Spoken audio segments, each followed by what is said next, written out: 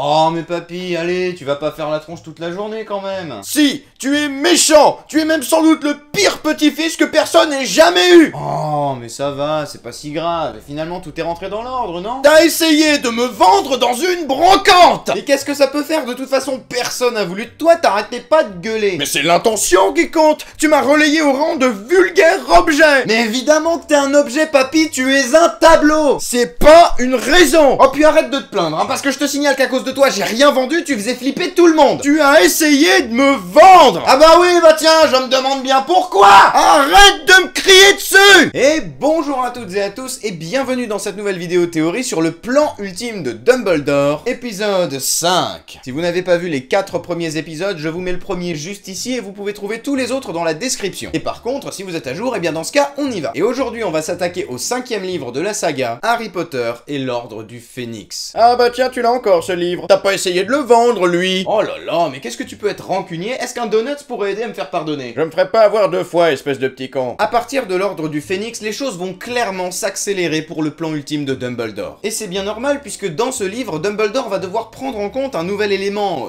non négligeable, c'est que Voldemort est revenu. Par contre, contrairement aux autres années, cette fois-ci Dumbledore possède un avantage considérable sur son adversaire, étant donné que cette fois-ci, dès le début du livre, il sait ce que veut Voldemort, mettre la main sur la prophétie. Très bien, d'accord, mais pourquoi est-ce qu'il veut la prophétie, Voldemort? Ça lui sert à quoi? Bonne question, et je vais y répondre tout de suite, histoire de se rafraîchir un peu la mémoire. Dans ce livre, Voldemort va essayer de comprendre pourquoi il ne parvient pas à tuer Harry Potter, qui lui a quand même échappé pas moins de 4 fois. Ah oui, en effet. Ça commence à ressembler un petit peu à de la loose, tout ça, vous trouvez pas? Et ce qui pourrait lui apporter une réponse, c'est justement cette fameuse prophétie. Donc, cette année, Dumbledore va non seulement devoir protéger Harry, bon ça, comme d'habitude quoi, mais en plus de ça, il va aussi devoir protéger la prophétie. Étant donné que si Voldemort parvient à l'écouter, il pourrait bien finir par être en mesure de tuer Harry, qui est, je le rappelle, celui qui a le pouvoir de détruire une bonne fois pour toutes le Seigneur des Ténèbres. Mais attention les yeux parce que c'est pas tout. Parce que c'est aussi dans ce livre-là que Dumbledore va enfin passer à l'action. À partir de maintenant, le temps de la préparation est terminé. Et c'est ici que Dumbledore va attaquer Voldemort en se servant bien évidemment de Harry lui-même. Et bien au-delà de ça, c'est également dans ce livre que Dumbledore va enfin avouer à Harry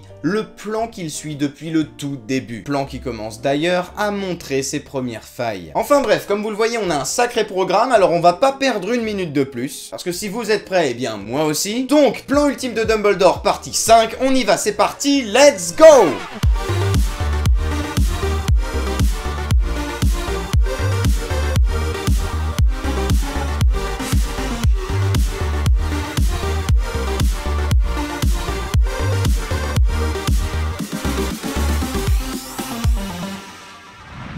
Bien, alors comme je vous le disais, dans ce livre, le plan ultime de Dumbledore va montrer ses premières failles. Dumbledore a beau être un sorcier très brillant, il reste avant tout un homme, avec ses états d'âme et ses émotions. Et c'est principalement à cause de ça que son plan va rencontrer ses premières limites. Et puisqu'on parle du plan, voyons un peu les objectifs de Dumbledore pour cette année. Premièrement, un peu à l'image du prisonnier d'Azkaban, Dumbledore va devoir protéger Harry, mais aussi la prophétie. Puis, deuxièmement, il va également devoir montrer à Harry que le ministère est corrompu, et ainsi encourager une rébellion contre lui. Et enfin, troisièmement, Dumbledore va également raconter à Harry le contenu de la prophétie et lui expliquer pourquoi Voldemort en a après lui en particulier. Donc on y va pour l'objectif numéro 1, protéger Harry et la prophétie. Et vous allez voir que c'était loin d'être gagné. Avec le retour de Voldemort, Harry est plus en danger que jamais. Et Dumbledore craint tellement pour la sécurité du jeune sorcier qu'il va pousser à l'extrême toute la défense qu'il peut mettre en place autour de lui. Et pour le coup, il y va pas de main morte, contrairement à l'épisode 6,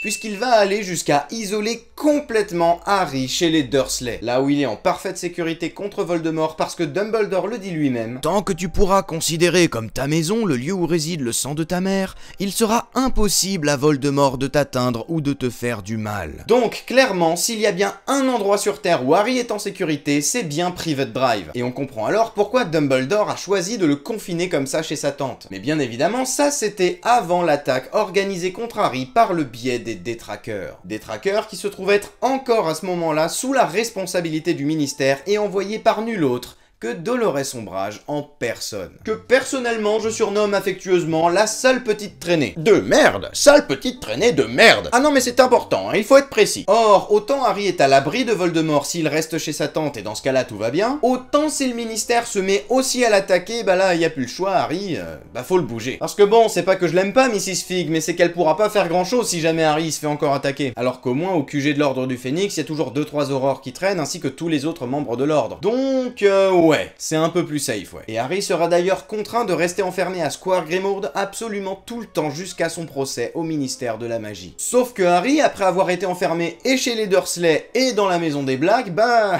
il est pas super content. Les gens n'aiment pas être enfermés, s'emporta Harry en se tournant vers lui. Vous m'avez fait la même chose l'été dernier. Et compte tenu de la réaction de Harry et de la façon qu'il a de vivre cet isolement, on est en droit de se demander mais pourquoi Dumbledore ne lui dit rien? Pourquoi est-ce que Dumbledore ne lui explique pas tout simplement qu'il faut absolument le protéger? Et du coup, par extension, pourquoi est-ce qu'il ne lui parle pas de la prophétie? Parce que si vous refaites l'histoire, si Harry avait eu connaissance de la prophétie, il n'aurait probablement pas été attiré par Voldemort dans le département des mystères, et par conséquent, Sirius ne serait pas mort. La réponse est en fait assez simple. N'oubliez pas qu'à ce stade de l'histoire, Dumbledore a compris que Harry est un Horcrux. Il sait qu'une partie de l'âme de Voldemort vit encore à l'intérieur de Harry. Et par conséquent, il sait que s'il révèle quoi que ce soit à Harry, Voldemort risque d'avoir l'information lui aussi. Or, on l'a dit tout à l'heure, Voldemort ne doit pas avoir accès à la prophétie. Surtout qu'on sait que Voldemort est aussi un très puissant Legilimens. Et donc il est capable de lire dans les pensées de manière très efficace. Il y a d'ailleurs cette phrase que Molly Weasley prononce juste après que Nagini ait attaqué Arthur, qui nous confirme que Dumbledore connaît cette connexion entre Harry et Voldemort. Dumbledore semblait presque s'attendre à ce que Harry ait ce genre de vision. Et d'ailleurs, c'est également à ce moment-là que Dumbledore va comprendre que Nagini aussi est un Horcrux, au moment où il consulte ces fameux fragiles instruments en argent présents dans son bureau. Une tête de serpent, la gueule grande ouverte, apparut à l'extrémité de la volute.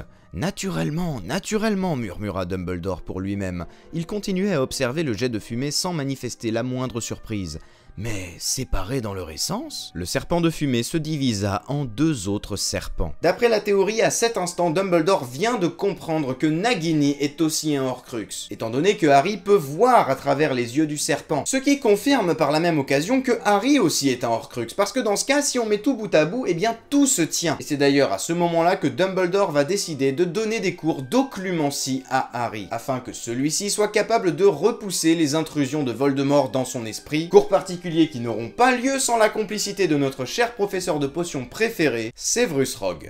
J'en connais un qui va être content. Alors, un peu plus tard dans le livre, Dumbledore expliquera que s'il fait ça, c'est pour empêcher Voldemort d'attirer Harry au département des mystères. Mais en réalité, il se trouve que la théorie n'est pas tout à fait d'accord avec ça. D'après la théorie, la vraie raison qui aurait poussé Dumbledore à donner ces cours particuliers à Harry, c'est parce qu'il s'agit du seul et unique moyen sûr et sans danger de révéler le contenu de la prophétie à Harry. Parce qu'actuellement, si Dumbledore révèle à Harry le contenu de la prophétie, étant donné l'existence de la connexion entre Harry et Voldemort, on peut être sûr que Voldemort aura lui aussi accès à la prophétie. Donc faire en sorte que Harry puisse empêcher Voldemort de pénétrer dans son esprit, eh ben ça permettrait à Dumbledore d'enfin tout lui expliquer. Et d'autre part, il se trouve que ces cours particuliers sont également un excellent moyen d'espionner Voldemort à travers les pensées que Harry partage avec lui. Mais du coup, puisque Rogue voit les visions que Voldemort envoie à Harry et que Rogue raconte forcément tout ce qu'il a vu à Dumbledore, pourquoi est-ce qu'il ne dit pas à Harry que c'est un piège? Pourquoi il ne lui dit pas de ne pas y aller? Et c'est là que se trouve l'énorme faille dans le plan ultime de Dumbledore. C'est pour ça que Dumbledore ne dit rien à Harry, et c'est aussi pour ça que ce livre est par excellence celui dans lequel Dumbledore a dérapé. Parce que la plus grosse erreur que Dumbledore n'ait jamais commise dans ce plan, c'est qu'il s'est attaché à Harry et qu'il a commencé à s'inquiéter pour lui. Tu vois Harry?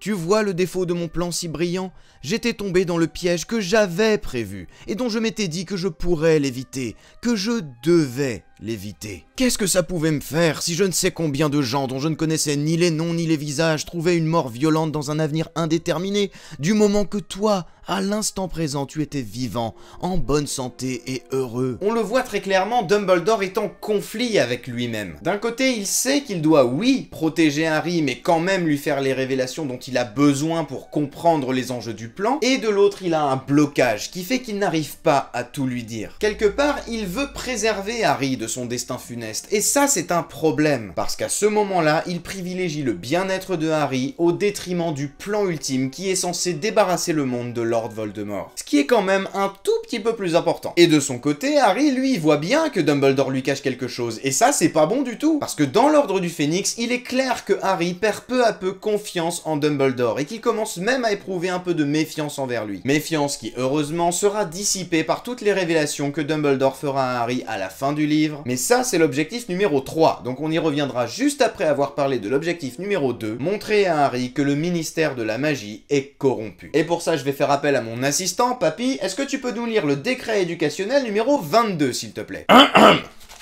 Décret éducationnel numéro 22. Dans le cas où l'actuel directeur ne serait pas en mesure de proposer un candidat à un poste d'enseignant, le ministère serait chargé de choisir lui-même la personne qualifiée. Ok, donc on est d'accord, dans ce cas-là, Dumbledore voulait que Dolores Umbridge soit la nouvelle professeure de défense contre les forces du mal. Oui, voilà, c'est ça. Attends, quoi? Et oui, le recrutement d'Ombrage, qui sera sans doute la pire professeure de défense que les élèves n'aient jamais eu, je vous renvoie vers cette vidéo si vous voulez que je vous explique pourquoi en détail, eh bien il se trouve que ça aussi, ça faisait partie du plan de Dumbledore. Alors en réalité, c'était pas obligé que ça tombe sur Dolores Umbridge en particulier. Mais par contre, c'est sûr, Dumbledore voulait que le ministère envoie quelqu'un pour occuper ce poste d'enseignant à ce moment-là. Parce que je sais pas si vous avez bien compris le décret numéro 22, mais en gros, le ministère était censé envoyer quelqu'un uniquement si Dumbledore ne parvient pas à trouver quelqu'un lui-même. Or, Dumbledore, c'est le chef de l'Ordre du Phénix, une toute petite organisation secrète, je sais pas si vous connaissez, qui a juste pour but de lutter H24 contre les forces du mal. Une organisation qui passe tout son temps à lutter contre les mages noirs et Voldemort, quoi. Donc autant vous dire qu'il y a quand même pas mal de gens qui sont capables de devenir profs de défense contre les forces du mal dans l'entourage de Dumbledore. Tous les membres de l'ordre auraient pu assurer ce cours, et si vous vous dites que peut-être qu'ils avaient juste pas envie, gardez bien à l'esprit qu'ils sont littéralement sous les ordres de Dumbledore. Ils font ce que Dumbledore leur demande de faire, point barre. Surtout qu'il l'a déjà fait, puisqu'il a déjà demandé à Lupin et à Maugret de le faire. Même si finalement c'était pas le vrai Maugret, à la base, c'était bien lui qui était censé venir. Et l'année prochaine, il va encore recommencer, puisque c'est Rogue qui deviendra le professeur de défense contre les forces du mal. Donc vous allez pas me dire qu'il aurait pas pu trouver quelqu'un dans l'ordre du Phénix qui pourrait prendre ce rôle. Il l'a fait quasiment tous les ans. Surtout que dans l'ordre du Phénix, j'en connais une qui aurait bien volontiers accepté de prendre ce poste à mon avis,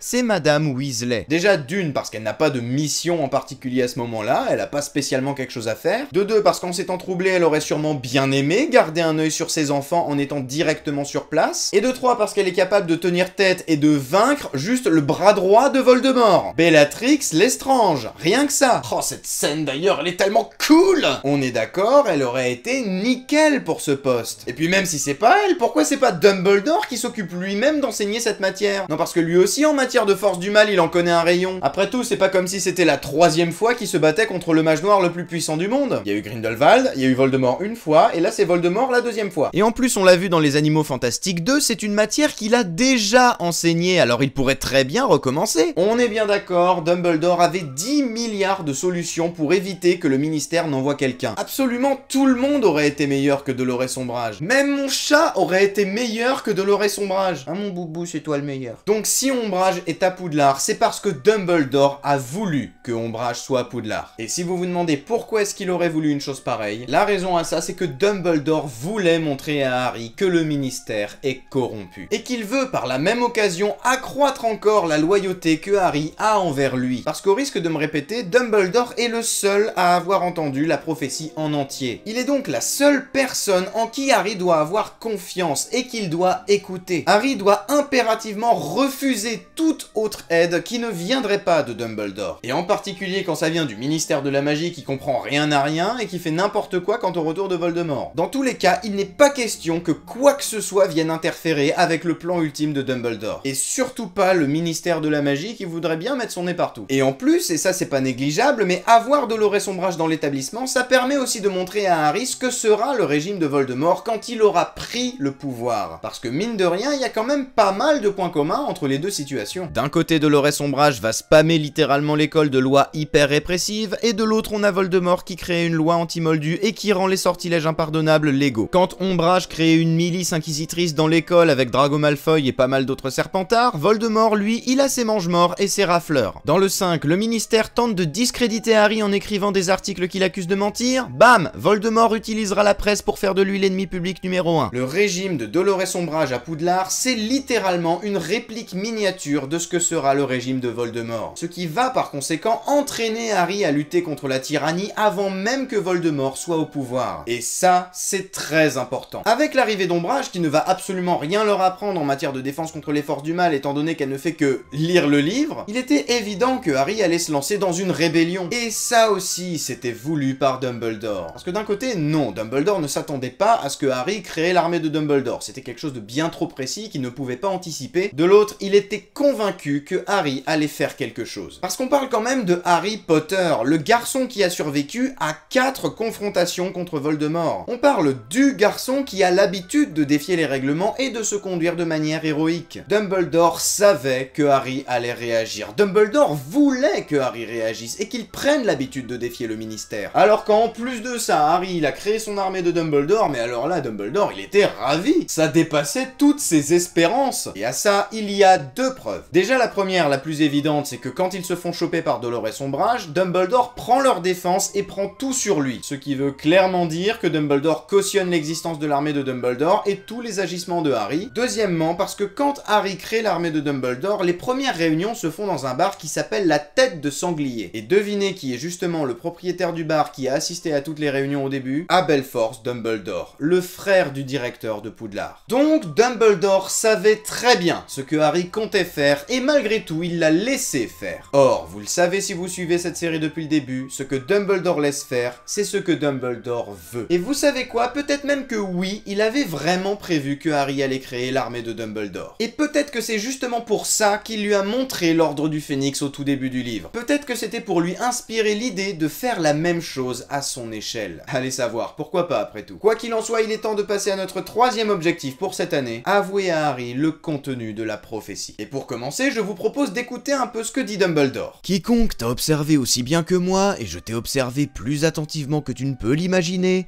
aurait eu ce même souci de t'épargner des souffrances supplémentaires après ce que tu as enduré. Bon, alors là, c'est clair de chez clair, Dumbledore avoue littéralement à Harry qu'il l'a observé depuis le tout début. Je sais pas si vous vous rendez compte, mais ça confirme quasiment tout ce qu'on dit depuis les 4 premiers épisodes. Parce que ça nous indique qu'il avait bien un plan depuis le début, dont Harry était le centre. Et si vous relisez le chapitre 37 du livre, tout le chapitre est consacré à cette révélation. Au fait que Dumbledore avoue son plan à Harry et lui explique enfin tout, ou presque, mais j'y reviens tout à l'heure. Mais alors du coup, pourquoi maintenant? Surtout qu'on a vu un peu plus tôt que si Dumbledore dit tout à Harry, Voldemort aura aussi l'information, et ça faut absolument l'éviter. Surtout que les cours d'occlumencie, ça a pas été un franc succès, hein. Eh bien, je vous explique tout ça. Déjà, il faut prendre en compte une chose très importante, c'est que la boule de cristal qui contenait la prophétie a été détruite. Et donc Voldemort n'a plus aucun moyen de mettre la main dessus. Or, si Voldemort entrait dans la tête de Harry pendant tout le long de l'année, c'est uniquement pour l'attirer dans le département des mystères, étant donné que Harry était la seule personne qui avait la capacité de retirer la prophétie. Il était donc vital pour le plan que suivait Voldemort à ce moment-là, qui était juste de mettre la main sur la prophétie,